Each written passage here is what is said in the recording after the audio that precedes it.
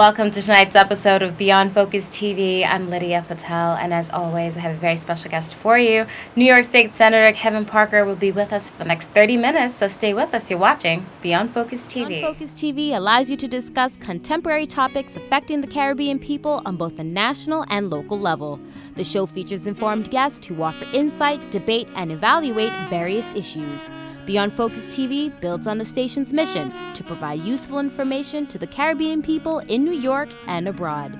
Beyond Focus TV, where our viewing audience can get educated, informed, and empowered.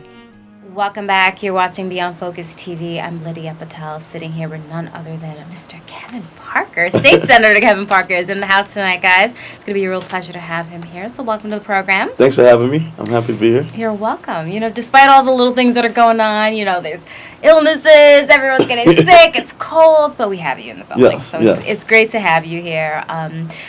Let's get straight into it. Okay. Let's talk about, how did we even get into politics? What led you to politics? Okay, so this is the story my mother told me. It's an interesting story. Yeah. No, so I'm born and raised in Brooklyn. Yeah. I actually grew up in the Bushwick Projects, and being a baby of the 70s, I used to get bused to school, to a white school in Midwood, Midwood, Brooklyn. Mm-hmm. And I used to tell my mother, apparently, ask her why we lived in these projects that weren't very nice, and that white people lived in these very nice areas. And my mother said she didn't know, but I told her I was going to become president so I could fix the way we lived. My mother, in her infinite wisdom, told me that all presidents are lawyers, figuring that minimum she'll get a lawyer out of the deal. So I never went to law school, but I did kind of always held on to this notion of being elected. So it was just always one of those things I said I was going to do. Even when I was in high school, it wasn't something I talked about a lot, but it was always something I always thought that I would do at some point. Went to Penn State University, got a degree in public service, which is a public policy degree. Got a master's degree in urban policy and management from the New School for Social Research. And I've always kind of worked in politics, worked in the state legislature in Pennsylvania, worked in New York City for the Manhattan Borough President, and in the city council. And so, just kind of, built up. And then I had a chance to run for office in 2000, where I ran for the city council, which set me up 2 years later to run for the state senate. And so here I am. So do you think growing up in the project, so to speak, shaped and had an influence on why you decided to run? Because Brooklyn was a different time. It was a different Brooklyn. It wasn't the Brooklyn it is today. Yeah, absolutely. I think all of my experiences, I think it wasn't just being in the projects, although I was some of it, a lot of it, and the kind of things, I lived there, I think, until I was about 10 years old. And then, but even when I moved to Flatbush, these things, for our people weren't better, certainly going to Penn State University, where 11% of the population of Pennsylvania at the time was African American, and less than 3% of the population of the university was black. I was really involved with the anti-apartheid movement during that time and helping to push. So that's how we actually got started. I was actually a student activist, and we actually began with trying to get Penn State to divest its resources out of South Africa, which we did. And then after that happened, it was kind of like, well, we looking around and we in the same kind of apartheid conditions here in the college. So we were just then started fighting to get more students into the university, more black and Latino faculty, which we had very few, and those kind of things. And so that kind of began my activism. Now, of course, you're part of the public school. Yes. Let's talk a little bit about that public school system, and because it's a give and take. A lot of people still have this notion that they're really either pro-public school, they love it, they want their kids to go into it, and there's other people who are just like, no way. Yeah. Well, I was always in public school, right? So I went to PS 183 in Midwood, went to Huddy, went to Midwood High School, and so and it's kind of interesting, like now representing that area. So these institutions are in my district. I had a great experience in terms of educational wise at those schools, but public school is a little rough. But most people in the city of New York send their children to public school, right? We have 1.7 million kids in public school right now, right? And then you have parochial and private schools that supplement the system, but the system in New York City is primarily public schools. So actually the largest public education system in the country. Yes. And so there are good schools in the system, bad schools in the system. I think we don't focus nearly enough on the thing that makes the biggest difference, and that's parental involvement. I think parents, being involved is really the best thing that can happen. Part of the problem we have is that parents are catching hell just trying to keep a roof on the heads of their children and closing their back and food on the table, right?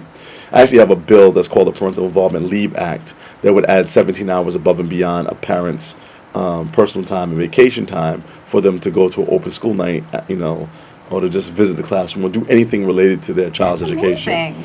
We're hoping we get that passed and give parents more opportunities to be engaged. Most of these parents now are working 2 and 3 jobs just to, make ends meet. And so we really have to give them some help in terms of getting them some time to be engaged with their children, because it really is the thing that makes the biggest difference in the educational outcomes of children. And how did you come up with that? Well, it was really honestly from working with parents, and hearing what they were saying to me when I first got elected, and taking on education as a really big issue. And we actually were doing some parental involvement conferences initially, and we stopped doing them because it was we couldn't get attendance, and caused again the same problem that these same parents weren't available. And we're still running into the same problem. There are a number of parent institutes, but again, if the parents don't have time to get engaged, now becomes a problem. We have a couple of other issues as well, in part, especially in Brooklyn, where we have a very large immigrant population. And I represent the largest concentration of Haitian immigrants outside of Haiti in the world. Yes. Where you have both people who are immigrants and don't necessarily know the system, and sometimes have a language barrier, right? And so that becomes a double problem. So we have to really work through all of those issues as well as we look at addressing some of the problems. So half the problems that we're talking about in public school really have nothing to do with actually teachers or the curriculum and those things. It really is some of these ancillary things that we need to start addressing in our communities. And we have a really large Haitian population who watch the show. Okay. The producers are Haitian, and we see those little issues come up quite a bit.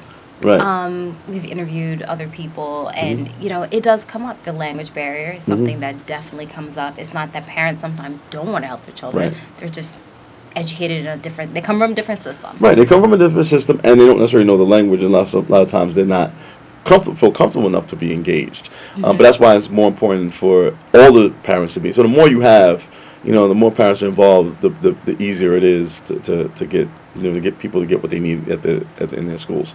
The district I represent now is 318,000 people. Part of Canarsie, part of Flatlands, but principally East Flatbush, Midwood, Ditmas Park, Windsor Terrace, and Park Slope. Right? I'm constantly being called about things that are happening in Flatbush and East Flatbush. I never hear from the parents in Park Slope, because the parents in Park Slope, have resources. Many of them have, for their schools, nonprofits that run alongside of their schools, in which they put money in for things that they need. That same kind of thing isn't necessarily available in Flatbush. And so we really need to organize ourselves a little bit better in order to supplement the things we need in the school system. So, and that's definitely a big issue. So, of course, with you in the hot seat, be able to... That's the code word today. We love the hot seat, of course. But we'll take a little break. But when we come back, I want to talk about, of course, the recent election that just took place. Of course, guys, a lot, mixed emotions, mixed bag of emotions. So we'll dive into that in just a little bit. Stay with us. You're watching Beyond Focus TV. We'll be right back.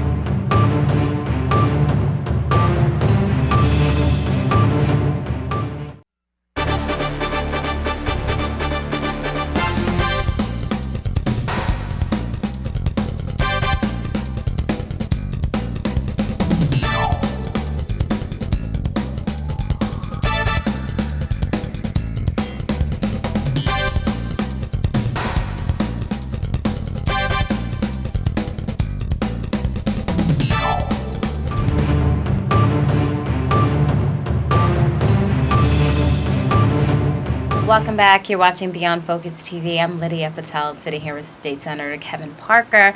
Now, of course, Senator Parker, we're talking about the election. Of course, it took place a few weeks ago. I remember waking up on November 9th feeling a little bit anxious. And then, you're getting ready, the election's happening, and then it's a somber moment. It was a somber moment. If anyone took the subway that morning, I think it was a combination of us all being tired and staying up till 2:30 in the morning to hear a string of hope. I still was holding on for hope. Fortunately, it didn't happen. Yeah, it was look, I don't even know what to tell people about, what happened, in part because everybody was surprised. This was just, nobody thought. Donald Trump didn't think he was going to win, right? Like, let's be very clear. He didn't. He had no clue. There's a couple of things that indicate that. One of which is that he hadn't seen his transition plan. They showed him the transition plan right before he went out and made his speech. So he hadn't even seen his own transition plan. But you can also just see from the slow way that they're rolling things out, they weren't prepared for this. They didn't think that they were going to win. And none of the polls had him winning, Nothing at all. Nobody, right. So that being said, is a couple of things. One of which is that, just very disappointed about how poorly, Hillary Clinton ran her campaign. It was just really, really poorly run. And I think that's really clear now. I think there was a lot of assumptions that people would not vote for Donald Trump because he was, so out there with his what outlandish and yeah, absolutely. And people did, and she failed to really communicate to people her plans and her ideas for what she wanted to do for America. And as proof of that, I always tell people, like, think about immigration, right? You know what Donald Trump wanted to do: build a wall, right? Get rid of immigrants. Right, get rid of sanctuary cities. Like, we can rattle those things off. What did Hillary want to do for immigration? You don't know, because it was never properly communicated to people. And I'm saying that lack of messaging is part of why she lost the election. Well, I think everybody just assumed that she would keep everything the same, kind of the open system. She gives you a chance. She welcomes you here. She wants America to be seen as a place that welcomes but apparently white people didn't get that message because they didn't vote for her. No. Right. And she lost amongst white women. College-educated white women voted for Donald Trump at over 60%. Very much so. Right. And I mean, I was kind of shocked when I went to work the next day. And there were a few people who I kind of felt would be some closet Trump supporters. I call them the closet Trump supporters. Uh-huh. And there were two in particular, just little snow bunnies. Uh-huh. Your typical white girl next door, didn't care about the comments, didn't care about anything that he said. They're like, oh no, I support Trump. That's right. But it was, the one part of this thing was how poorly, Hillary Clinton's campaign was run, and the fact they didn't properly message. And they didn't message to people who should have been their base, like these women you're talking about, right?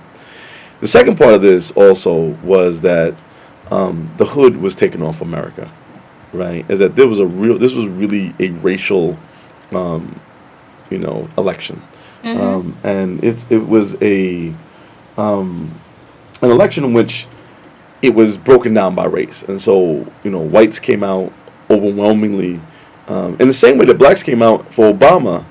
You now have whites coming out for Trump in that same way, overperforming for him in the election.